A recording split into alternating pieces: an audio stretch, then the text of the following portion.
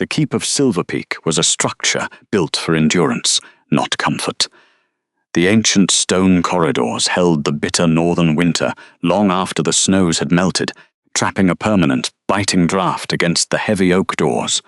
Outside the royal solar, the air smelled of stale pine resin and the distinct, sharp ozone of an alpha losing his temper.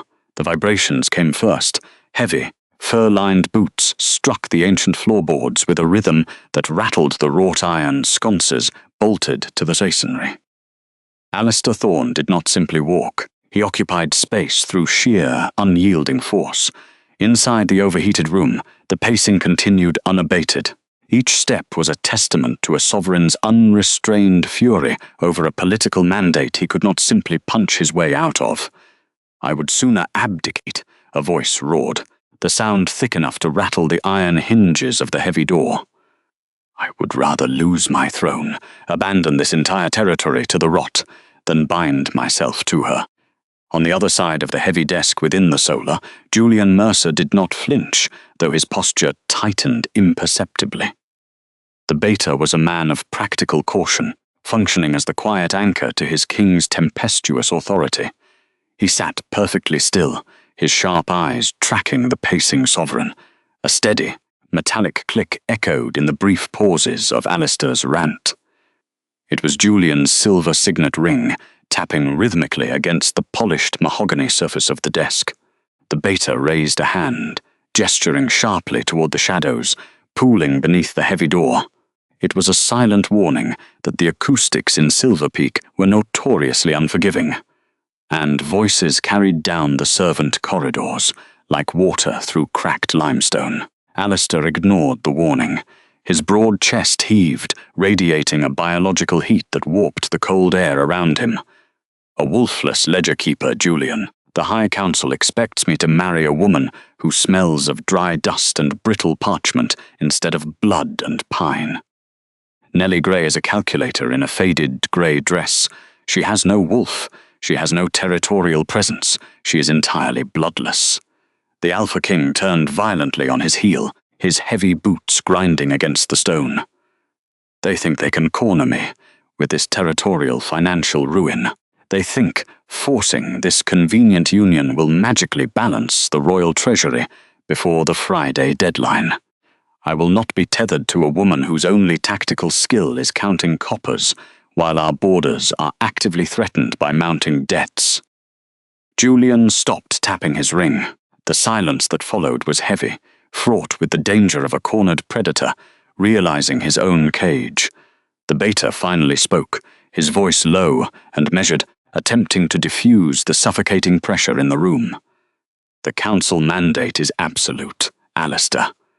The debt to the Southern Territories is very real, and the Kingdom's iron supply chains are already failing, and the woman you are currently insulting is waiting right outside your door." Outside the solar, the freezing shadows did not hide a trembling, heartbroken maiden. They hid a woman doing complex mathematics. Nellie Gray stood perfectly still. She had spent enough of her life learning not to cry in front of people who would not understand why. Instead of tears, her mind automatically categorized the physical exertion radiating from the room as a gross logistical inefficiency. The vibrations from the king's boots indicated an unnecessary expenditure of kinetic energy. His roaring voice wasted oxygen and escalated his core body temperature, which, given the notoriously poor thermal insulation of the fortress walls, was horribly inefficient. She held a towering stack of quarterly reports against her chest, the stiff parchment pressing heavily into her grey linen dress. In her right hand, she securely gripped a sturdy metal pen, its sharp metal point permanently stained with black iron gall ink. The marriage contract proposed by the council said convenience. It said temporary.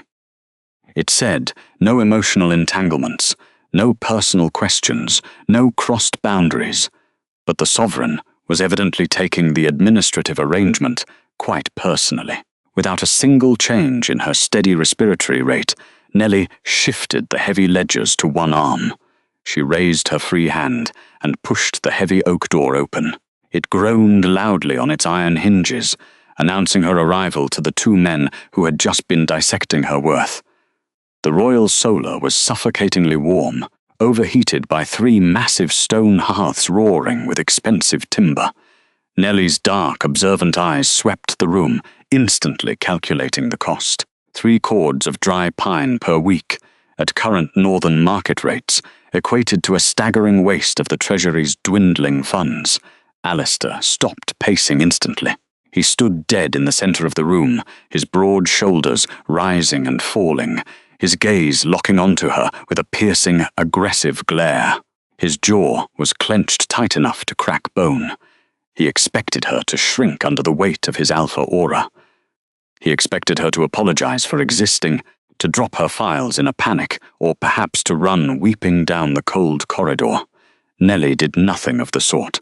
She walked forward, her footsteps virtually silent against the stone, presenting the complete antithesis of the king's heavy, dominant tread. She approached the mahogany desk, entirely ignoring the crushing atmospheric pressure of the sovereign's fury. She set the heavy stack of logistical ledgers down with a soft, dull thud. "The quarterly supply reports for the northern garrisons," Nellie stated. Her voice was even, crisp, and completely devoid of emotional inflection. Julian watched her with careful analytical eyes. The beta noticed what his king did not, the absolute steadiness of her ink-stained hands. There was no nervous tremor. There was no flush of humiliation on her pale cheeks. Nellie pulled a small, leather-bound budget registry from the top of the stack and opened it flat. She unstoppered a small glass vial she carried in her apron pocket, meticulously dipping her steel, quilling nib into the black liquid. The sharp scratch of the metal against parchment was the only sound in the tense room. She was calmly making a final notation, updating a long column of regional figures, as if the king's outrage was nothing more than background weather. "I have also brought the expenditure summaries for the palace's internal administrative supplies," Nellie continued, not bothering to look up from her precise handwriting. "I noted that our ink consumption has increased by 14% over the last month, largely due to inefficient requisition orders. Furthermore, the thermal efficiency of this solar is operating at a severe deficit. You are burning premium timber at a rate the current budget simply cannot sustain." Alistair stared at her, the thick vein in his neck pulsing visibly. The sheer audacity of her calm was completely foreign to a man used to absolute submission. "Did you not hear a single word I just said out there?" Nellie finished her final numerical notation. She carefully wiped the metal nib on a scrap of linen, capped her ink vial, and finally raised her eyes to meet the sovereign's burning, prideful gaze. Her expression was the absolute stillness of a compass needle finding north. "I heard that you would rather lose your throne than marry me, Your Majesty," she replied, her tone perfectly flat and devoid of injury, "which is a personal, biological sentiment, and therefore entirely irrelevant to the impending collapse of your pack's financial infrastructure. If you wish to abdicate by Friday, you will still need to sign these iron transfer forms today." The descent into the lower levels of Silverpeak Keep was marked by a sudden, sharp drop in temperature. Nellie carried the wooden crate of her administrative supplies down the spiral stone staircase, her breathing measured and even against the steep incline. The air down here smelled of forgotten things, crumbled mortar, wet limestone, and the unmistakable faint tang of black mold. It was a space designed for exile, a damp vault meant to punish anyone relegated to its depths. She did not view it as a punishment. To her, the relocation was merely an environmental variable that required immediate calculation. She set the heavy crate down on a relatively flat section of the uneven floor. Inside rested her blank parchments, her binding threads, and the massive, leather-bound spine of the ancient logistics ledger. The tome was too valuable to be left in the upper archives where careless hands might spill wine on centuries of pack trade registries. Down here, the primary threat was not arrogance, but moisture. Nellie knelt on the freezing stone. She withdrew a small brass ruler from her apron pocket, pressing its flat edge against the floorboards near the eastern wall. She waited, watching the condensation gather on the cool metal, calculating the rate of moisture seepage from the foundation. The eastern wall was too damp. The ruler showed a microscopic film of water within seconds. She moved to the center of the room, repeating the process. It was a simple math problem. Find the geometric point where the draft from the barred window intersected with the ambient heat of the single iron brazier, minimizing the humidity percentage. After 20 minutes of silent measurement, the young woman located a 6 by 6 foot square near the northern corner that remained relatively dry. She dragged a heavy, scarred oak desk into the center of that square. Her movements were deliberate, conserving energy, her cracked knuckles white against the dark wood. She wiped down the surface with a dry linen cloth, ensuring no dust remained to contaminate her ink. Only then did she unpack. The massive tome was placed perfectly parallel to the edge of the desk. Her inkwells were lined up according to usage frequency. The silence of the vault was absolute, unbroken by the distant, booming laughter of the upper halls. That was the kind of invisible she had become. Not the kind of silence that falls between words, but the kind that swallows them whole. She adjusted the collar of her woolen dress against the chill, struck a match to light a single beeswax candle, and opened the heavy cover. The numbers did not care about a king's disdain. They only required accuracy, and accuracy was the one thing she possessed in absolute abundance. The isolation of the lower vaults did not last through the afternoon. The unmistakable sound of heavy, armored boots echoed down the spiral stairwell, vibrating through the stone walls and disturbing the quiet rhythm of her work. Nellie did not look up from the parchment. She held her trusted metal pen with steady fingers, dipping the fine metal point into the black ink and completing a complex column of regional tax deficits. A fist pounded against the heavy oak door of the vault. The wood shuddered under the force, knocking a thin layer of dust from the ceiling beams onto the stone tiles. The impact echoed loudly in the confined space, demanding immediate submission. "The king requires your presence in the solar," a rough voice barked through the thick timber. It was one of Alistair's personal guards, a man accustomed to having his commands obeyed instantly by virtue of the royal authority. "You are to present yourself immediately." It was a blatant assertion of pack hierarchy, a crude mechanism designed to force a wolfless subordinate to heel. Alistair had likely realized she was missing from the upper corridors, and had sent muscle to drag her back into the physical geometry of his dominance. The expectation was that she would drop everything and run up the stairs, terrified of angering an alpha. The ledger-keeper carefully wiped the tip of the ink-stained stylus on a scrap of linen. She did not answer the guard. Speaking through a locked door was an unnecessary expenditure of breath, and raising her voice to match a warrior's volume was a tactical error she refused to make. Instead, she reached for a fresh sheet of mid-grade parchment. Her memory of the pack's legal framework was absolute. She wrote 3 lines in sharp, impeccable script, referencing a localized edict established during the reign of the 3rd sovereign. The statute clearly outlined that the keeper of the royal registries, while engaged in active financial audits, possessed total immunity from random physical summons by the Crown. The chief auditor could only be compelled to appear before a formally convened council, not a casual royal whim. She sprinkled a pinch of sand over the wet ink to dry it, tapped the excess into a waste bowl, and folded the parchment neatly in half. Rising from her chair, she walked to the heavy oak door as the warrior on the other side pounded again, the brass hinges groaning under the assault. Nellie knelt on the cold stone and slid the folded legal memo beneath the narrow gap at the bottom. The pounding stopped abruptly. She heard the rustle of paper being retrieved, followed by a long, dense silence as the enforcer presumably read the citation. He could not kick the door down without violating a standing law of the realm, and a royal guard was bound by the very codes she had just weaponized against him. "I am in the middle of a systemic calculation," she said quietly, her voice perfectly level, knowing the acoustics of the stone would carry the soft sound to the man outside. "Inform the Crown that I am legally unavailable until the audit is complete. Any further interruptions will be logged as an obstruction of Treasury duties." The silence stretched for another 10 seconds. Then, the heavy boots turned and retreated up the stairs, the sound fading into the distance.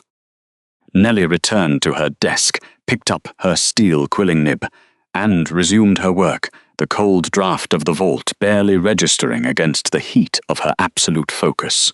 The walls of the lower vaults wept continuously, leaving a sheen of moisture on the rough limestone. Nellie pulled a woolen shawl tighter around her shoulders and adjusted the solitary oil lantern on her newly claimed desk. The weak amber light fell across the cover of the ancient logistics ledger. It was a massive volume, smelling heavily of tallow and the sharp tang of decaying binding glue. She placed her hands flat against the thick cover. She opened it. The spine cracked in the quiet room, a sharp sound like a dry bone snapping in the dark. For the next 4 hours, Nellie did not move anything except her eyes and her right hand. The kingdom's financial records were not merely disorganized. They were a sprawling geography of vanity and systemic blindness. Columns of numbers bled across the parchment in hurried scrawls, detailing unmanaged debts stretching back a decade. The royal treasury was suffering from 1,000 tiny cuts, self-inflicted by a pack hierarchy that valued brute force over basic arithmetic. She reached for her sharp instrument and dipped it into the black inkwell. The metal scratched softly against a fresh sheet of paper.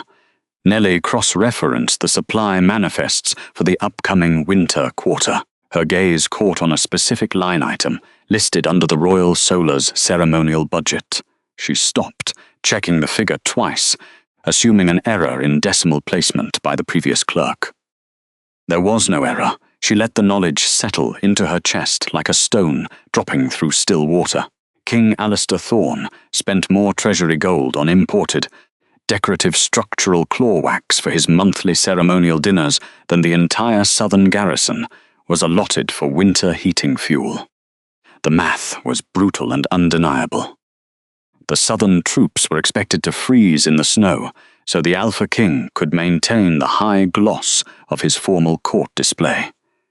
It was not malicious, she realized quietly. It was just spectacularly arrogant. The elites of Silverpeak Keep simply did not look downward. Nellie did not express outrage to the empty, damp room. She simply aligned her steel, quilling nib with the parchment and drew a single thick black line through the ceremonial budget allocation. The ink dried quickly in the bitter air that leaked through the foundational cracks. She turned the heavy page. The systemic leaks continued, each one an insult to logic. Silk draperies were ordered for the empty guest wings, while the northern watchtowers lacked basic roof slates. Exotic spices were shipped in for the high table, while the lower barracks survived on salted mutton. Alistair was ruling a fortress made of paper, and he did not even realize the edges were burning. She kept writing. The steel nib wore down against the parchment, cataloguing every excessive indulgence and misplaced coin. Silence was her method. Numbers were her weapon. Dawn arrived grey and unyielding. By the time the palace staff began their morning routines, Nellie had already dispatched 3 couriers from the lower vaults. They carried 17 emergency administrative directives, each bearing the heavy wax impression of the official Treasury seal and her unhurried signature.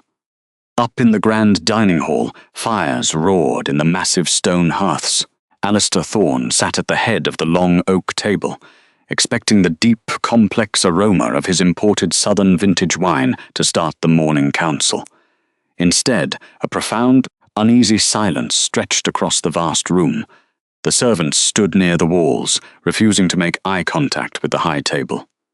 The head chef, Gregor, who usually commanded the kitchens with terrifying volume, walked slowly toward the king. His large, scarred hands were trembling slightly. He carried no silver tray. He held no crystal goblet. Alistair looked up, his thick brow furrowing. "Where is the vintage, Gregor?" The chef stopped a highly respectful distance from the king. "I cannot serve it, my king."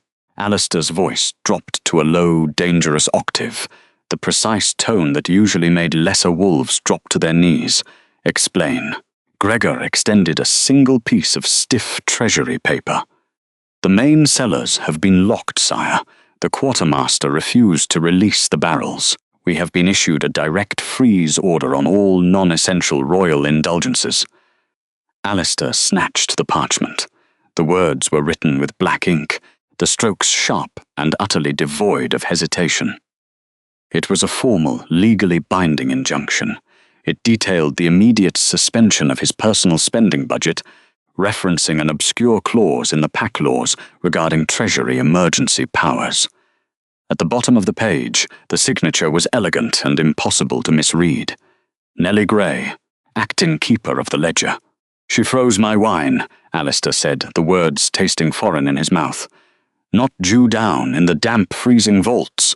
Nellie dipped her pointed stylus into the inkwell again.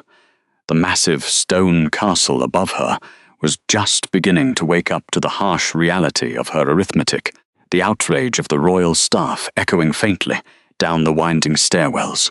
Nellie did not pause to listen. She simply tapped the excess ink from her nib and turned to the next page. There were still 4 more regional ledgers to audit before noon, and the math required her absolute attention. The underground archives smelled of damp limestone, crumbling binding glue, and centuries of forgotten decisions, but to Nellie it was a sanctuary of logic. She sat hunched over the heavy volume, the flickering light of a single tallow candle cast long, wavering shadows across the densely packed columns of numbers. For hours she had been tracing the supply lines of the northern garrisons, dragging her finger down lines of faded sepia ink, trying to locate the exact point where the kingdom's wealth was hemorrhaging. The arithmetic was flawless, every column balanced perfectly. Every sum matched the reported expenditures. Whoever had doctored the records was a master of theoretical mathematics, ensuring that the ledger presented an illusion of absolute stability. But numbers on a page were only half the truth. The other half lay in the physical reality of the parchment itself. Nellie dipped her writing instrument into the glass well, the permanent black ink staining her cracked knuckles. She paused, her gaze catching on a particular entry from the previous autumn. An iron shipment, specifically earmarked for reinforcing the northern border forts against the coming frost. She turned the heavy page, scanning forward to the deep winter records, the rough vellum scraping against her sleeves. Another iron shipment, identical in weight, identical in cost, supposedly delivered 3 months later to the exact same outpost. She flattened the pages side by side, leaning closer to the weak flame. The numerical entries were written in a generic administrative script, impossible to distinguish, but the signature box at the bottom of the transport manifest told a different story. It was an ink blot. At the edge of the winter shipment's authorization seal, there was a tiny, asymmetrical splatter of black ink resembling the jagged shape of a shattered star. Nellie traced the outline with the dry end of her nib. Then she looked at the autumn shipment. The exact same jagged star sat at the edge of that seal. It was not a similar blot. It was the identical, physically duplicated impression of a damaged seal press that had been stamped onto the paper, carefully dated and submitted twice. The crown was not suffering from a temporary shortage. It was being subjected to a massive, deliberate double-billing fraud in the iron supply chain. The supposed shipments had never existed twice. They had been delivered once, billed twice, and the excess gold funneled into a phantom void. Nellie did not gasp. She did not widen her eyes in shock. She merely let the certainty of the theft settle into her chest like cold water seeping into porous stone, slow, thorough, and absolute. Uncovering a single forgery was merely identifying a symptom. Tracing the infection to its root required a different kind of endurance. Nellie set aside the metal quill and began to pull supplementary records from the surrounding shelves. She cross-referenced the transport manifests with the inner way station logs, matching the dates of the forged iron shipments against the toll gates of the Pack's territories. The invisible web of redirected cargo slowly materialized beneath her ink-stained fingertips. The fraudulent invoices did not scatter randomly across the kingdom. They funneled with terrifying precision toward one specific destination, bypassing the royal armories entirely and consolidating in a series of private storehouses situated strictly within the eastern valleys, the estate of Lord Robert Vane. Vane was Alistair's most powerful and dangerous vassal. He commanded the largest private military force in the Pack, an alpha whose influence over the High Council was built on intimidation and the unspoken threat of rebellion. Even the king treated his territorial demands with a wary diplomatic distance. Nellie looked at the name written in the ledger. She felt no sudden terror. Her hands remained perfectly steady against the aged wood of the desk. Instead, a cold, quiet sense of professional satisfaction bloomed in her chest, undeniable and absolute. They always said a wolfless woman should know her place. Her place was here, in the damp silence, dismantling a monster not with a blade, but with basic arithmetic. To the archivist, Robert Vane was not a terrifying predator. He was a mathematically sloppy lie. She pulled a fresh sheet of heavy parchment into the center of her desk. She did not rush to the Royal Solar to announce her findings. Instead, she organized his crimes with absolute, clinical precision, listing the fraudulent acts in strict alphabetical order. A for the artificial inflation of armory costs. B for the billeting fraud at the eastern border. I for the iron supply, double billing. She wrote steadily, transforming a dangerous political conspiracy into a neat, categorized list of administrative closures. The warlord's ruin would not require a physical confrontation. It only required the correct paperwork, sealed and delivered to the exact right pressure point. She had no intention of playing a loud biological game of dominance. She was not equipped to win. Her battlefield was flat, white, and completely devoid of blood. The lower vault was freezing by mid-afternoon, a thin layer of frost creeping along the edge of the heavy door, but she barely noticed. Tightening her woolen shawl, she retrieved a fresh stack of heavy parchment from the storage crate beside her desk. Her grip on the metal pen remained absolute as she began drafting the legal injunctions one by one. The scratch of the fine metal point against the rough paper was the only sound in the stone room. It was a methodical, unhurried rhythm, devoid of any nervous hesitation. She wrote Oyut the complex trade clauses with mathematical precision, citing centuries-old territorial taxation laws that had not been enforced since the Pack's founding. Before drafting the localized embargoes, she had to ensure there were no loopholes. She spent 2 hours cross-referencing the sovereign trade agreements with the northern border pacts, her eyes straining in the dim light. The solution lay buried in a forgotten addendum concerning naval transport across the frozen river deltas, a rule that technically classified all winter iron as maritime cargo.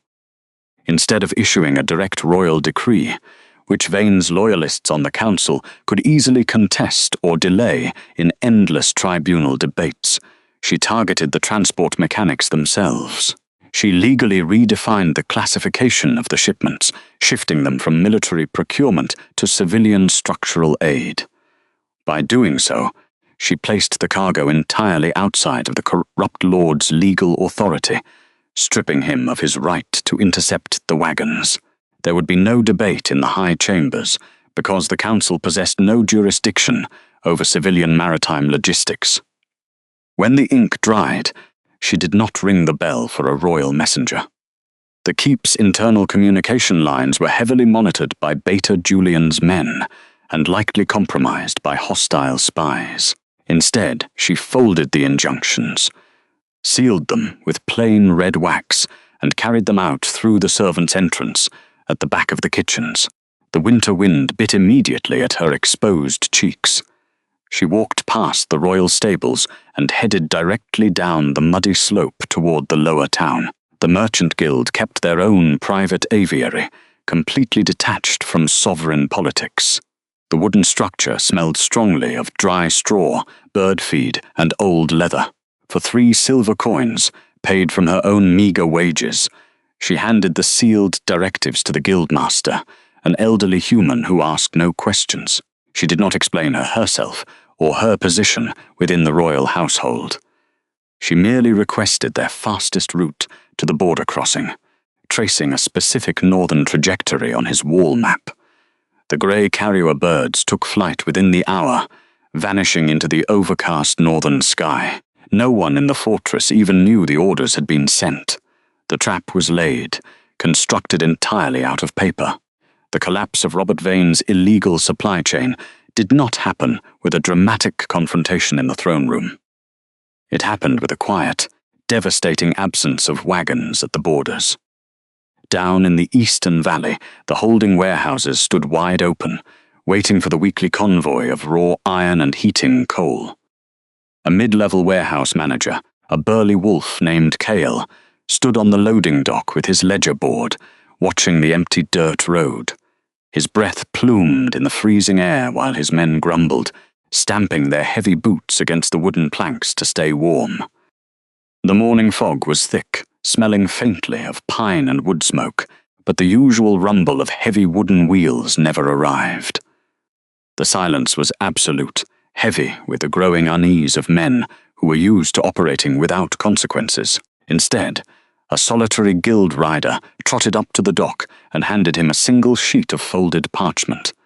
The manager broke the seal with a thick thumb, squinting at the dense, elegant handwriting. He expected a simple delay notice due to the weather. What he read was an absolute operational freeze. The entire stock of winter fuel and raw metal had been seized at the border crossing, halted by an obscure maritime lien dating back 3 generations. The document clearly stated that until the retroactive tariffs were paid in full to the Crown's central account, no cargo could legally be moved into private holdings. Kale stared at the paper in his hands. There was no army for him to fight. There were no royal guards for his men to intimidate. The supply lines were simply locked up by bureaucratic iron. If he moved the goods now, he would not be defying a king's order. He would be violating guild trade law, which would result in the merchant fleet permanently boycotting their territory. The warehouse was paralyzed. 200 miles north, the reality of that administrative ambush settled over the royal border garrisons. The soldiers there had spent the last month rationing firewood, preparing to freeze under the gross mismanagement of the capital. But by nightfall, the redirected merchant convoys arrived in a continuous line. The heavy wagons were packed with premium coal, dense timber, and fresh iron for the forges. Julian Mercer stood on the capital's upper battlements, reading the incoming reports with a furrowed brow. The cold air stung his eyes as he reviewed the messages by the light of a flickering torch. The northern commanders were sending their deep gratitude for the sudden influx of winter fuel. They reported that the wagons bore the neutral flags of the Merchant Guild, completely bypassing the capital's checkpoint. The Beta frowned, tapping his gloved fingers against the stone parapet. He knew exactly what the treasury looked like 2 days ago. There had been no funds. There had been no logistical plan to save the garrisons. He had personally told King Alistair that the north would freeze before the end of the month. He walked slowly back toward the royal archives, his mind working through the impossible math. The ancient logistics ledger had been sitting in the damp vault, ignored by the council for decades. Someone had opened it. Someone had bypassed the entire political machinery of the pack, outmaneuvered their most dangerous internal enemy, and fully supplied an army without raising a single sword. Julian stopped at the top of the stairwell, leading down to the lower vaults. The scent of melting beeswax and cold ink drifted up from the dark corridor. A sudden quiet realization settled into his chest like cold water seeping into stone. The invisible woman they had placed in the coldest room of the keep had just taken control of the kingdom. The morning light in the royal solar was the colour of bruised iron. Alistair stood by the hearth, waiting for the inevitable raven from the frozen northern border. He calculated how many men he could spare without leaving the keep defenceless. The oak doors groaned. Julian stepped inside, his boots quiet against the woven rugs. He held only a single roll of travel-stained parchment. Alistair turned, jaw locked, waiting to hear the northern defences had finally fallen. Julian dropped the parchment onto the polished wood. "They are fed," the beta said softly. The king frowned, stepping to the table. His eyes darted over the commander's hurried handwriting. The words defied logic. The silos were full. The iron shipments had arrived alongside wagons of coal. The garrison was provisioned for 6 months. How? Alistair demanded. Did Vane suddenly grow a conscience? No. Julian tapped a finger against the bottom corner of the dispatch. Look at the authorization stamp. Look at the signature. Alistair stared at the mark. It was not the ornate seal of the High Council, but a simple administrative stamp. The ink held his attention. It was a gritty, soot-based black smelling faintly of charcoal. It was the cheapest ink in the keep, reserved for the lower archival clerks. She transferred the shipments, he explained, his voice barely above a whisper. Not with an army. She legally reclassified the northern route as an emergency sovereign tributary, authorizing the caravans using funds recovered by freezing your personal accounts. Vane's illegal warehouses are empty. The paperwork is flawless. Alistair exhaled a ragged breath. He had spent his life measuring power in muscle and the volume of a command, believing a kingdom was held together by force. Yet, here, on a piece of cheap parchment, was a completely different sovereignty. A quiet woman had outmaneuvered his most corrupt lord without leaving her desk. She didn't just feed the army, the king murmured. She weaponized the ledger. And she did it in 3 days, Julian added, without your permission. The descent into the lower vaults felt like entering a tomb. The air grew colder, thick with the scent of decaying paper and old beeswax. Alistair moved down the stairs, his boots echoing. His pride demanded he remind this clerk who ruled the territories. He pushed open the heavy door, his massive frame instantly consuming the damp space. A single tallow candle illuminated the room. Nellie sat at a scarred wooden table, flanked by stacks of parchment. The massive logbook lay open before her, covered in fresh notations. She did not flinch when the door hit the stone wall, nor did she stand to offer a curtsy. Alistair stood in the centre, letting the suffocating weight of his alpha presence roll outward. It was a physical dominance that forced lesser wolves to their knees. The wolfless woman merely reached for a heavy iron seal. Holding it over hot wax, she had dripped onto a requisition form. "You rerouted the iron," he stated, his voice a low rumble that shook the dust from the ceiling. She pressed the metal into the wax. The sharp crack echoed in the silence. Slowly, she lifted the iron, wiped the edge with linen, and set it aside before picking up her steel quilling nib. The northern garrisons required fuel to survive the frost, she answered evenly, scanning the numbers. The budget contained the capital. The supply routes were legally viable. I executed the transfer. Alistair closed the distance in 2 strides. He planted his scarred hands flat on her desk, leaning forward until he was entirely in her space. The heat radiating from his body fought the damp chill. He wanted her to look up, to show some recognition that she had overstepped her station. "You bypassed the crown," he growled, the vibration shuddering through the wood of the table. "You bypassed me." Nellie paused. She did not shrink back into her chair. Instead, she calmly reached out and shifted her parchment 2 inches to the left, moving it out of the heavy shadow his shoulders cast across her workspace. "I bypassed an inefficiency," she corrected softly, dipping the nib back into the soot-based ink. Vane's holding facilities were operating at an unauthorized surplus while claiming a deficit. The Crown's troops were starving. The mathematics were incorrect. Now they are balanced. Her voice remained entirely flat. It was the terrifyingly calm tone of a professional diagnosing a structural flaw. She treated his physical intimidation not as a threat, but as a minor disruption to her workflow. You had no authority to seize those caravans, the sovereign pushed, though his aggressive posture deflated against the smooth wall of her indifference. As the acting keeper of the logistics records, I hold the authority to correct billing errors, Nellie replied, lifting her chin to meet his gaze. Her eyes were cool, steady, and devoid of awe. The vassal submitted fraudulent invoices. I merely redirected the assets to match the paid ledger. If you prefer your soldiers to freeze while he steals your iron, you may reverse the order. The paperwork is on the left.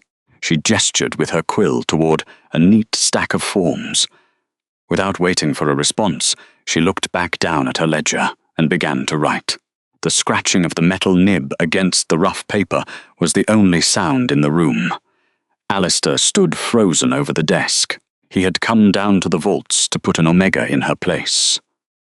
Instead, he was staring at a woman who had dismantled a siege with a bottle of cheap ink, and who was now dismissing the Alpha King because he was blocking her light.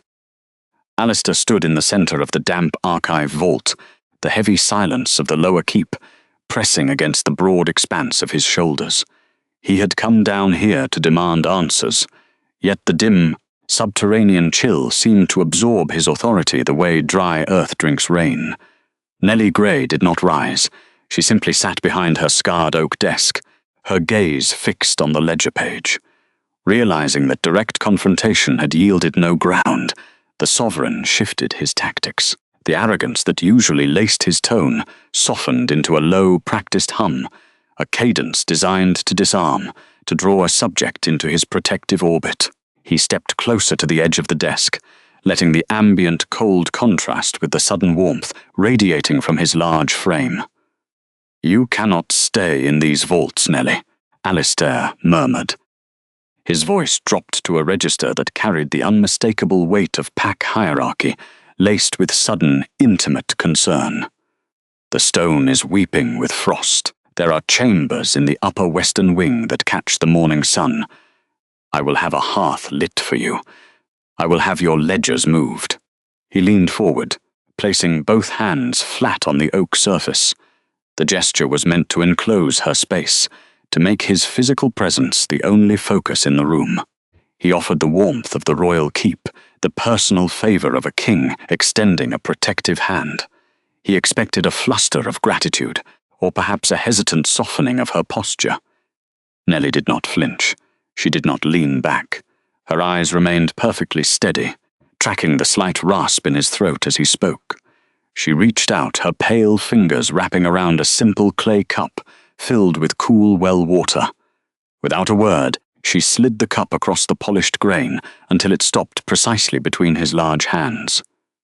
"Drink," the ledger keeper said.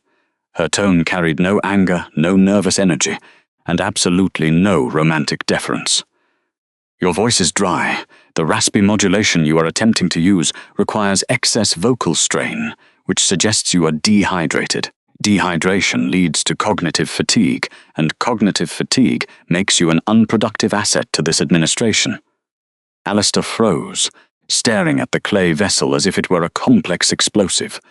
"I am not," the king began, the practiced smoothness instantly shattering.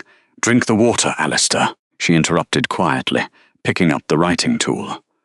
"We have a significant amount of structural debt to review. I do not have the time to accommodate a medical collapse in my office." She dismissed his physical appeal not with defiance, but with a clinical, terrifying professional indifference. To her, his attempt at charm was merely a biological inefficiency. She dipped the metal point back into her inkwell, leaving the most powerful man in the northern packs standing in the damp cold, awkwardly holding a cup of water. Before the sovereign could fully process the humiliation of being diagnosed like a weary draft horse, Nellie pulled a separate, freshly bound stack of parchment from beneath the main logs. The heavy thud of the paper hitting the desk echoed in the quiet vault. This was not the General Supply Registry. This document bore his personal crest, carefully reproduced in black ink. "Since you are here," the quiet woman continued, her focus never leaving the page, "we must address the catastrophic state of your personal operational costs." Alistair set the cup down carefully. "My what? Your lifestyle expenditures," she clarified, tapping the silver point against the margin of the first page. "For the past 3 quarters, your discretionary spending has operated at a deficit that would bankrupt a moderately sized trading guild. You are bleeding capital on non-essential pageantry." She flipped the parchment open, revealing columns of meticulously calculated numbers. "In the last month alone, you authorized the purchase of 40 pounds of crimson sealing wax for your private correspondence. Crimson wax contains crushed cochineal, imported at an exorbitant premium. Standard tallow wax serves the exact same legal function at a fraction of the cost." "I am the king," Alistair stated, his chest expanding with a sharp, defensive breath. "The crimson seal is a tradition of the crown. It is a chemical dye," she corrected calmly, "and it is currently costing us the equivalent of 2 weeks of grain for the Western Border Patrol. From now on, your correspondence will be sealed in black." She did not pause to allow him to argue. Nellie turned the page, her finger tracking down another column. She listed his hunting excursions, the excessive replacement of velvet cloaks, and the sheer volume of roasted meats ordered for minor diplomatic dinners that yielded no actual trade agreements. She spoke to him not as a ruler, but as a failing, over-budget department severely dragging down the overall efficiency of her enterprise. "I have drafted a revised operational budget for the royal household," she said, sliding the parchment across the desk to join the cup of water. She placed the inky nib beside it, directly pointing at the signature line. "It reduces your discretionary allowance by 70%. It reallocates the remaining funds directly to the winter fuel reserves." Alistair stared at the document, the magnitude of her audacity settling over him like a heavy iron net. "You expect me to sign an agreement limiting my own authority in my own keep?" "I expect you to act with mathematical rationality," the ledger keeper replied, finally looking up to meet his gaze. Her expression remained entirely devoid of fear or deference. "You cannot govern a territory that has starved to death. Sign the budget, or I will cease balancing the ledgers, and you can explain the deficit to your creditors yourself." She refused to negotiate with his rank or his pride, demanding the signature as a strict condition of her continued labor. The heavy oak doors of the Grand Council chambers shut, with a hollow thud that echoed off the vaulted stone ceiling. Alistair Thorne stood at the head of the long table, his knuckles resting flat against the polished timber, pale with restrained force. To his right stood Julian Mercer, watching the assembly with cautious, measured breaths. Across from them sat Robert Vane. The Lord did not stand. He remained slouched in his high-backed chair, steepling his fingers with relaxed precision. Vane's smile was small, not quite reaching his eyes, but it carried the weight of absolute certainty. "The law of the sovereign court is not open to interpretation," Vane said, his voice carrying effortlessly through the chilly chamber. "The statutes laid down by your ancestors are clear. A reigning monarch must maintain secured trade borders. The Southern Territory remains uncommitted." Alistair's jaw tightened, the muscles ticking under his skin. "The southern borders have been peaceful for a decade. The formal recognition is a diplomatic formality. A diplomatic formality that the High Council now requires to validate your sovereignty," Vane countered. He slid a crisp, heavily sealed parchment across the oak table. It stopped exactly an inch from Alistair's fingertips. "The Council has voted, unanimously. You must present the executed Southern Alliance Treaty to this chamber by Friday noon. If you fail to secure their signature and formalize the trade routes, the Crown forfeits its executive power to the Council." Alistair stared at the document. He felt the sudden, violent urge to shift, to let his wolf tear the smug satisfaction from Vane's throat. But violence would only prove Vane's point. The Lord was operating entirely within the legal framework of the Pack's foundational laws. "Friday noon," Julian repeated quietly, calculating the impossibility of the demand. "It is Thursday morning. A rider cannot reach the southern territories in less than 4 days. The mountain passes are heavily snowed in, and the carriage roads are impassable." Vane's smile widened by a fraction of an inch. That was exactly the point. He had orchestrated a logistical trap that raw physical strength could never break. "Then I suggest His Grace finds a very fast horse," Vane replied, standing up and smoothing the front of his velvet coat. "Or perhaps he will discover that ruling requires more than just roaring at the problems until they go away. Friday noon, my king. We will await the signed treaty." The council's members filed out one by one, leaving Alistair standing in the suffocating silence of the chamber. The cold stone floor seemed to radiate a freezing temperature up through his boots. For the first time since he took the throne, Alistair realized that his fangs were completely useless against paper. The royal library smelled of decaying leather, dry dust, and the bitter residue of old fires. Alistair tore through the upper levels with desperate, frantic energy, pulling heavy volumes from the shelves and dropping them onto the reading tables. Julian stood by the eastern alcove, his fingers tracing the edge of a mahogany shelf, his expression growing darker by the second. "There has to be a precedent," Alistair said, his voice tight. He flipped open a brittle text, scanning the faded ink for any mention of sovereign extensions or council overrides. "My grandfather delayed a border treaty for 6 months during the winter famine. The council didn't strip him of his throne. There is a loophole. We just have to find the exact phrasing." Julian stepped back, observing the geometry of the empty space along the walls. "Alistair," Julian said quietly, "keep looking." The king snapped, tossing the useless aside and reaching for another. "Check the third shelf. The registries from the Silver faction might have a bypass clause regarding impassable terrain." "You don't understand," Julian murmured, walking slowly toward the center of the room. He pointed to the vast expanse of bare wood along the western and eastern walls. The dust on those shelves had been wiped clean in rectangular patches. "There is nothing left to look through." Alistair froze, his hand hovering over a leather spine. The primary shelves, the ones that historically housed every territorial contract, every border dispute, and every ancestral treaty, were completely empty. The space where the Pack's legal history should have rested was nothing but polished oak and shadows. "Where are they?" Alistair demanded, the panic finally breaking through his arrogant composure. "This is the Royal Library. Who authorized the removal of the sovereign texts?" Julian let out a long, slow breath that sounded loud in the empty room. "No one had to authorize it. You gave her full access to the archives when she moved her office. You told her to get out of your sight." The realization hit Alistair like a physical blow. The cold air of the library suddenly felt suffocating. "Nellie." "She didn't just take the budget sheets," Julian explained, his tone laced with a terrifying mixture of dread and awe. "She took the centuries-old registry. She took the border records. She took the historical treaties. Every single document that governs the legal boundaries of this pack is sitting in the lower vaults."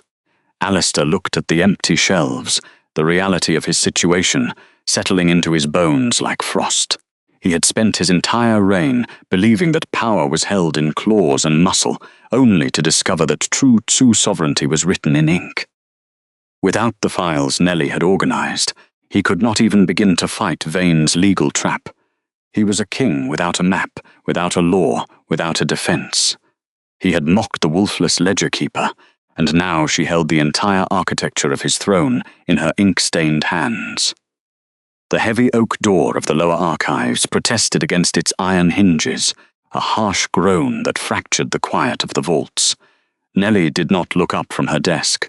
The air down here was thick with the scent of melting beeswax, damp limestone, and the sharp, metallic tang of iron gall ink, she simply dipped her steel, quilling nib into the glass well, letting the excess drip away before pressing it back against the heavy parchment.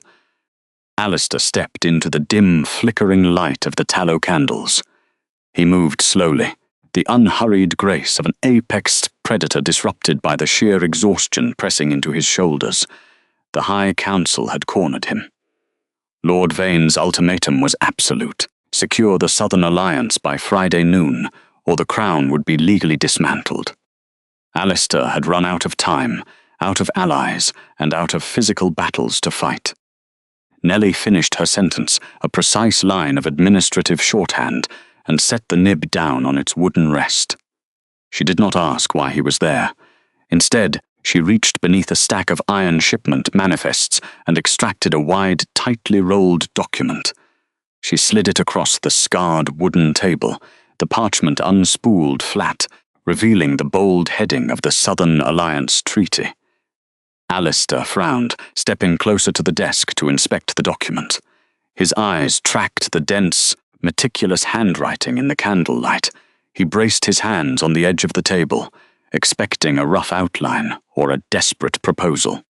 What he found was a flawless, fully executed geopolitical framework.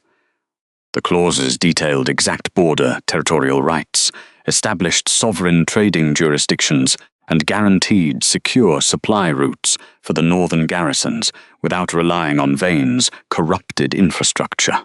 Every vulnerability the Council had exploited was systematically closed. It was a masterpiece of administrative law, drafted weeks before the king had even recognized the true depth of his political crisis. But as his gaze traveled to the bottom of the parchment, the tension draining from his spine abruptly returned.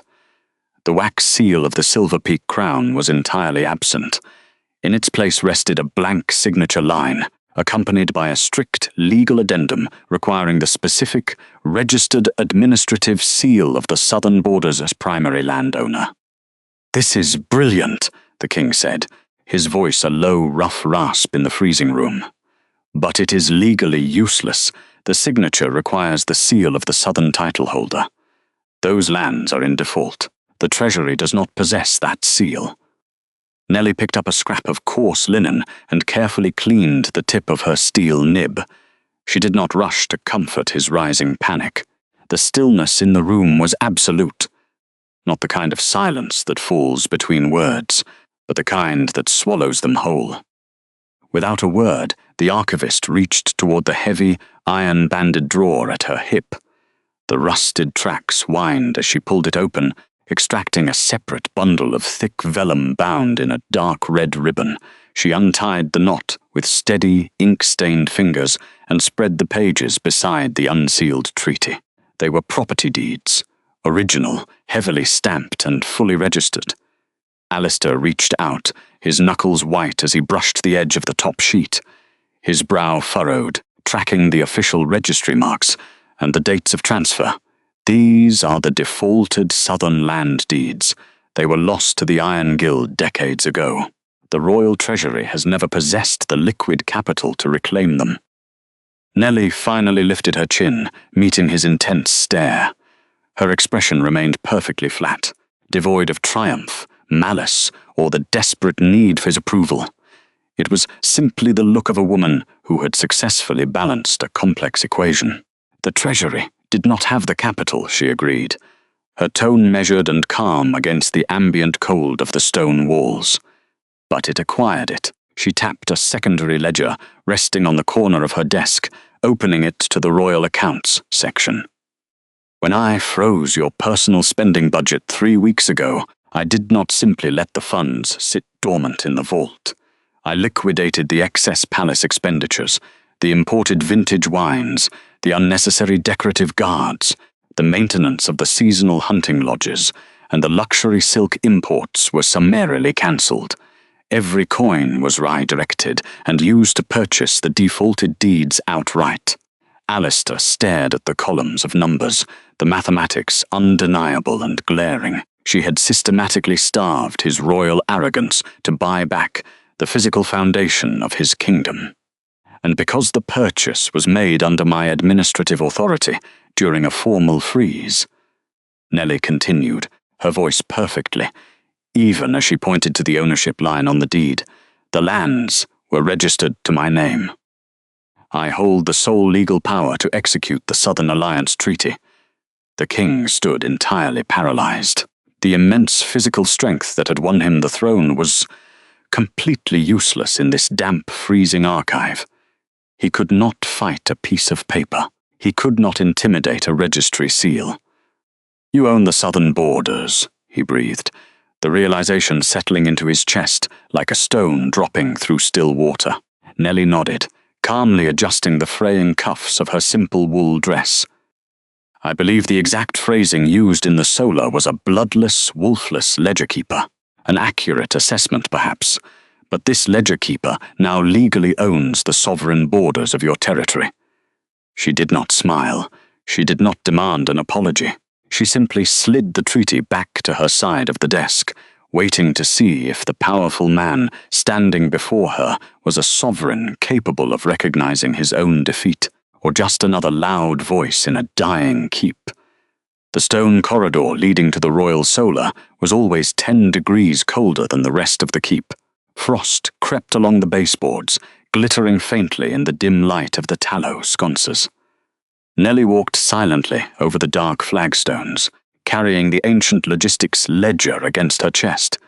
The massive leather-bound volume was heavy, its spine cracked from centuries of use, smelling faintly of beeswax, dried parchment, and old dust. She had come to return it to the upper shelves, her daily audit of the northern supplete routes finally complete. Ahead of her, the heavy oak door of the solar stood slightly ajar. A single, sharp sliver of yellow candlelight spilled across the floor, cutting through the freezing draft. She did not knock. She did not announce herself. She simply paused in the deep shadow of the doorframe, her breathing slow, shallow, and perfectly measured. Inside the chamber, King Alistair Thorne sat alone at the massive mahogany table. The hearth fire had burned down to a pile of grey ash and dying embers, offering no warmth against the northern wind rattling the window panes. The room was perfectly, unnervingly quiet. Alistair was not pacing. He was not projecting the aggressive territorial dominance that usually preceded a High Council meeting. Instead, his posture was entirely stripped of its usual suffocating arrogance. His broad shoulders sloped forward under the weight of his dark wool tunic, his spine curved in quiet defeat. He was staring at his own hand. More specifically, he was staring at the heavy gold royal signet ring resting on his index finger. The metal bore the ancient wolf crest of Silverpeak. Nellie watched him carefully from the darkness. She read his silence the way she read a misaligned column in a budget sheet, searching for the root error, the hidden cost. The tight tension in his jaw, the rigid stillness of his scarred knuckles against the polished wood. It was the physical manifestation of a man arriving at a mathematically devastating conclusion. His fangs, his claws, his alpha lineage, and the sheer brute force that kept the northern vassal lords in line, none of it mattered. He could not fight a debt. He could not tear out the throat of a trade deficit. He could not intimidate a frozen supply chain into moving across the winter borders. The physical strength that had won him the throne was entirely useless against the logistical crisis threatening to destroy it. For the first time since she had arrived at the keep of Silverpeak, Alistair looked like a man who understood his own bankruptcy. He turned the signet ring slowly around his finger. The gold caught the dying candlelight, throwing a weak reflection against the stone wall. He was a sovereign who realized, in the cold isolation of his empty solar, that he could not run his kingdom without the mind of the woman he had publicly discarded. Her administrative genius had not just outmaneuvered his political enemies, it had outmaneuvered him. Nellie did not feel a sudden, sweeping rush of vindication. She felt only the quiet, practical satisfaction of a sum finally balancing out. She stood perfectly still, the rough spine of the ledger pressing against the wool of her dress waiting to see what the king would do with his newfound clarity. Footsteps echoed from the far end of the corridor. Nellie stepped back, pressing her shoulder against the freezing stone of the alcove, blending seamlessly into the architectural shadows. That was the kind of invisible she had become. The sort that allowed the powerful to walk right past her without breaking their stride, completely unaware that she held the architecture of their survival.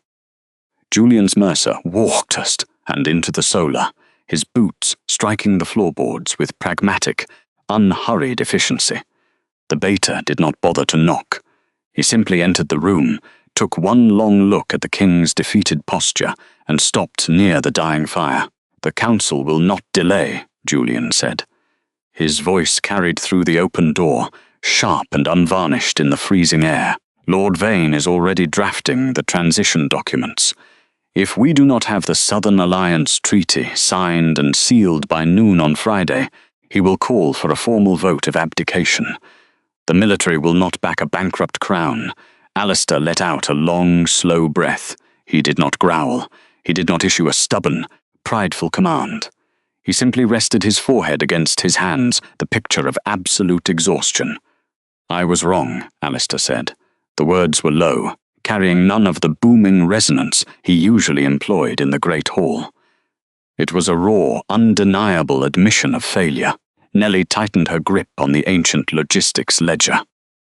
She noted the exact tone of his voice, not a calculated performance of humility for an audience, but a genuine, internal collapse of pride.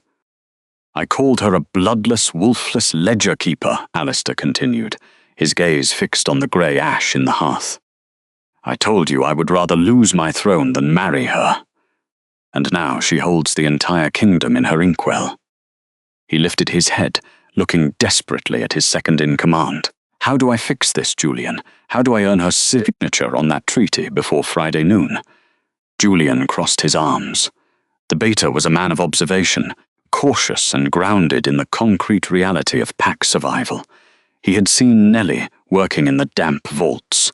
He had seen the way she handled her steel quilling nib, slicing through fraudulent invoices and corrupt supply lines with terrifying emotionless precision.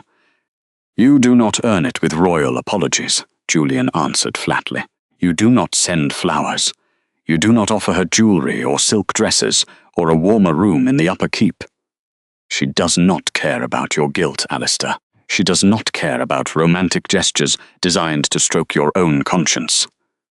Alistair frowned. The deep confusion. Nellie closed her eyes. The cold draught drifted against her cheek, smelling faintly of pine resin and coming snow. Julian had read the exact architecture of her boundaries perfectly. She did not want the king's sudden affection, born out of political desperation. She wanted his respect, permanently codified in sovereign law. She stepped back from the alcove, turning silently on her heel. The conversation was over. The variables for the final equation were set. She carried the heavy ledger back toward the spiral stairs, descending into the dark, freezing vaults to wait for Friday. Dawn on Friday broke with a bitter frost that crept down the northern walls of the keep of Silverpeak, sinking deep into the bedrock where the lower vaults lay hidden. Down in the archives, the temperature was merciless. Nellie did not mind the chill. It kept the rot from the ancient logistical records and chased the dampness away from her carefully stacked quarterly reports. She sat at her heavy oak desk, wrapped in a thick wool shawl, her fingers stained with fresh black ink. The single tallow candle burned low, casting long, wavering shadows across the stone floor. She was already working. She always was. At 10 minutes past 6, the absolute quiet of the corridor broke. It was not the hurried, frantic scramble of a messenger, nor the heavy, arrogant march of a palace guard. These footsteps were measured, deliberate, and solitary. They stopped just outside her heavy oak door. Nellie did not look up. She kept her gaze fixed on the final column of the grain surplus projections. A firm, quiet knock sounded against the wood. It was a strange noise in the deep vaults. Most members of the court simply barged into lower-level offices, assuming that rank granted them the right to interrupt administrative labor at will. But the knock was patient. Nellie finished her calculation, wiped her nib on a scrap of linen, and let the silence stretch for 30 full seconds. She wanted to see if the visitor would lose their temper. The heavy iron latch did not move. Outside, the draft in the corridor was brutal enough to freeze water in a bucket. Alistair stood in that freezing dark, waiting. The Alpha King, a man who commanded the largest military force in the Northern Territories, was standing perfectly still in a damp basement, breathing out plumes of white mist, waiting for a wolfless ledger keeper to grant him permission to cross her threshold. "Enter," Nellie said quietly. The hinges groaned. Alistair stepped into the small, freezing office. He wore a simple, dark linen tunic and a heavy wool cloak, his broad shoulders filling the narrow space. His expression was completely composed, stripped of the defensive pride that had characterized their previous encounters. He looked only at her, his posture conveying a deliberate, unforced respect. He was holding a thick roll of vellum. It was a private legal document, heavy with unpressed wax. He stopped a respectful distance from her desk, ensuring he did not crowd her workspace or cast a shadow over her open ledgers. The physical contrast in the room was striking. He represented raw, kinetic power contained by iron discipline. She represented stillness, intellect, and calculated foresight. Alistair occupied the freezing room the way other men occupied speech, without apology, without the nervous impulse to fill the silence with empty words. He simply stood before her desk, waiting. Nellie carefully laid her drafting pen on its silver rest. She folded her hands over the vital border accord, which sat neatly beside her inkwell, and waited. Alistair stepped forward and placed the thick vellum document on the center of her desk. He did not slide it toward her with an air of command. He simply set it down. "This is a revised sovereign marriage contract," he said, his voice low and steady, carrying none of the booming authority he used in the upper halls. "And attached to the front is my formal, written apology." Nellie did not reach for it immediately. An apology for what, precisely? "For my arrogance," Alistair answered without hesitation, "for assuming that physical strength and lineage were the only currencies of value in this pack. For speaking of you with contempt to Julian, when I lacked the intelligence to understand what you were actually doing for my kingdom. And for believing that a crown made me your superior." It was a comprehensive admission of guilt. He offered no excuses about the pressure of the council or the stress of the territorial debt. He simply stated his failures as matters of factual record. Nellie finally reached out and unrolled the document. She bypassed the marriage clauses first, turning her attention directly to the apology, written in Alistair's own hand. The script was bold and sharply angled, smelling faintly of pine resin and copper. She read the words slowly, her eyes tracking across the heavy vellum. The apology was legally structured, admitting fault without compromising the stability of the throne. However, he was a warrior, not an archivist. Nellie picked up her metal stylus. She dipped it into the black ink. Without asking for permission, she pressed the fine metal point to his royal apology. She crossed out a misspelled administrative term, correcting it with a crisp, perfectly legible notation in the margin. A few lines down, she found an error regarding a historical pack precedent. She amended that as well. The sharp scratching of the steel against the vellum echoed loudly in the quiet vault. Alistair watched her. He did not bristle at the correction of his royal decree. He did not shift his weight or show any sign of wounded pride. He simply watched her ink-stained fingers move across the page with deep, quiet fascination. When she finished editing his apology, Nellie turned to the contract itself. It was extraordinary. The clauses explicitly granted her equal sovereign power over all territorial logistics, trade agreements, and treasury allocations. It stated that no military deployment could be funded without her direct counter-signature. He was legally handing her half of his authority. "You understand what this means," Nellie said quietly, her eyes still on the drying ink. "If you sign this, you cannot override my financial veto, even if you are the Alpha King." "I understand," Alistair replied, his tone absolute. "I would rather share my throne with you than lose my kingdom to my own ignorance." Nellie read the final paragraph, ensuring there were no hidden termination clauses. There were none. The terms were permanent. She set the document down and looked up at him. His jaw was set, his breathing steady, waiting for her judgment. She did not smile, but the tight, defensive tension in her shoulders finally began to ease. She had long ago trained herself to swallow her tears before an uncomprehending audience, but right now there was no need for weeping. There was only the quiet satisfaction of mathematical and structural justice. "The grammar in the third clause is slightly clumsy," Nellie said softly, "but the terms are acceptable." The Grand Council chamber smelled of damp wool, polished oak, and political anticipation. The stone floor held the winter chill, seeping mercilessly through the leather boots of the assembled lords. Near the high seat, Robert Vane stood adjusting his velvet collar, checking the iron-wrought clock on the western wall. It was 10 in the morning. 2 hours remained until the Friday noon deadline. Vane had spent the night calculating the exact distribution of the kingdom's logistics network, fully expecting a broken sovereign to walk through the heavy wooden doors and surrender his crown. When the iron-banded doors finally swung open, Alistair Thorne did not look like a defeated man. He entered flanked by his beta, Julian Mercer, their boot steps echoing sharply against the vaulted ceiling. The Alpha King did not wear his ceremonial armor or his heavy fur mantle. He wore a simple dark linen tunic. In his right hand he carried a single, neatly folded sheet of thick parchment. Alistair bypassed the elevated throne entirely. He stopped at the base of the dais, turning to face the gallery. The murmurs of the corrupt vassals died down, swallowed by the sheer atmospheric pressure the sovereign carried. It was not the volatile, aggressive pressure of a cornered beast demanding submission.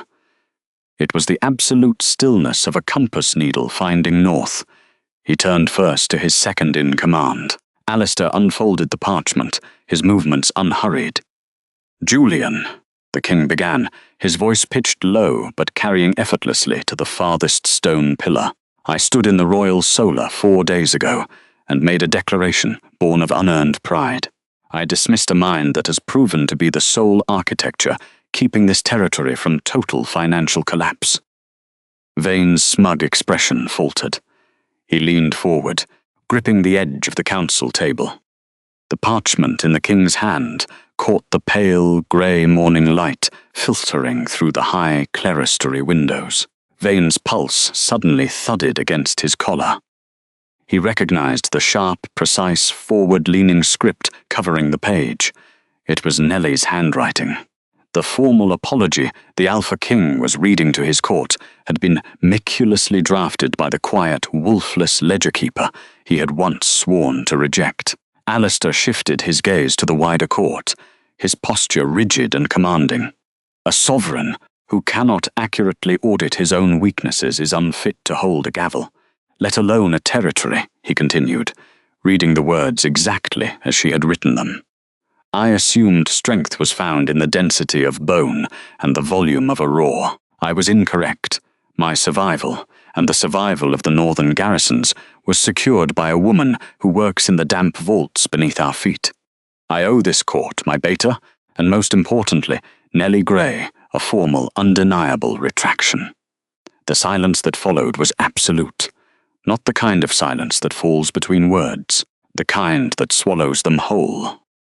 Vane opened his mouth to speak, to demand the immediate production of the Southern Alliance Treaty, but the words withered in his dry throat. From the heavy shadows of the southern archway, Nellie stepped forward. She did not wear silk, nor did she adorn herself in the ceremonial jewels expected of a royal prospect. She wore her practical dark linen dress, the cuffs rolled neatly to the elbows, a faint smudge of black ink staining her left thumb. She walked to the center oak table, carrying a heavy leather folio pressed against her chest. Alistair did not pull rank. He did not gesture for her to stand behind him. Instead, he took a deliberate step backward, offering her the physical space beside him at the head of the table. Nellie opened the folio. She laid 2 documents flat against the scarred wood. The first was the Southern Alliance Treaty, its clauses ironclad, its financial terms restructuring the kingdom's borders and completely eliminating the supply chains that fed Vane's illicit warehouses. The second document was the revised sovereign marriage contract. The original drafts had been built on limitation. They had dictated absolute obedience. Those old terms were gone, crossed out meticulously with a single, unforgiving line of black ink. The new terms, written in her own hand, dictated absolute legal equivalence, equal veto power over the council, shared jurisdiction over the royal treasury. Nellie reached into the pocket of her apron and produced her steel quilling nib. She did not hand it to the king. She set it gently on the table beside a heavy, brass pot of ceremonial gold ink, which smelled faintly of linseed oil and crushed copper. Alistair picked up the pen. He did not hesitate, nor did he ask for a single concession to preserve his pride. He dipped the metal nib into the gold, leaned over the oak table, and signed his name at the bottom of the treaty, legally yielding his absolute authority over the southern borders. Without pausing, he moved his hand to the marriage contract. He signed that too. He wiped the nib carefully on a linen cloth and offered the pen back to her. The entire council held its breath.